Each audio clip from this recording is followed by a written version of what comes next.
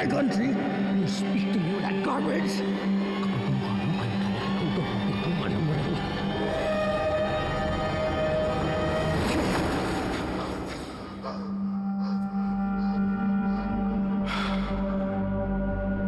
You know, actually, I should be thanking you. You made it so easy for me. And the honesty. I appreciate it. Let me return the favor. All this information that you know, I'm bearing it with you. Alam niyo na kung anong gagawin dito, ha? Kailangan tumikit sa utak ng luring na yan ang mensahe papadala ko.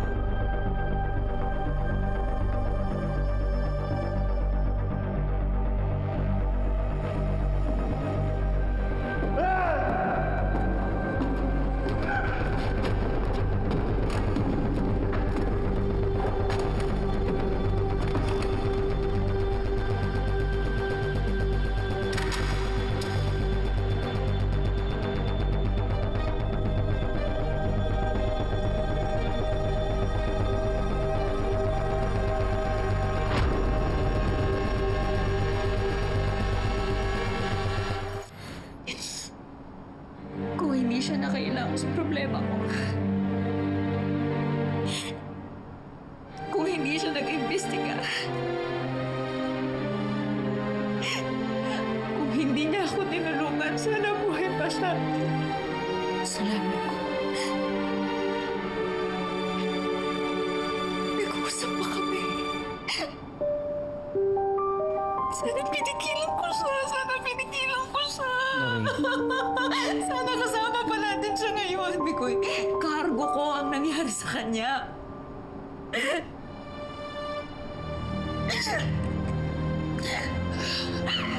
Ang gusto ko lang naman,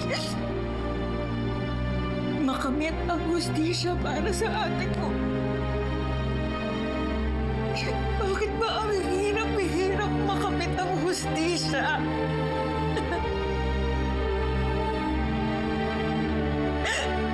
Ngayon, sa nangyari kay Alex, nadagdagan ng bigat ng konsensyang dinadala ko.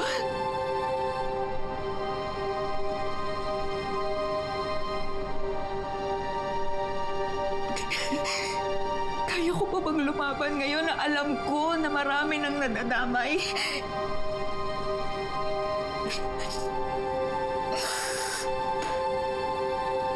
Lorraine.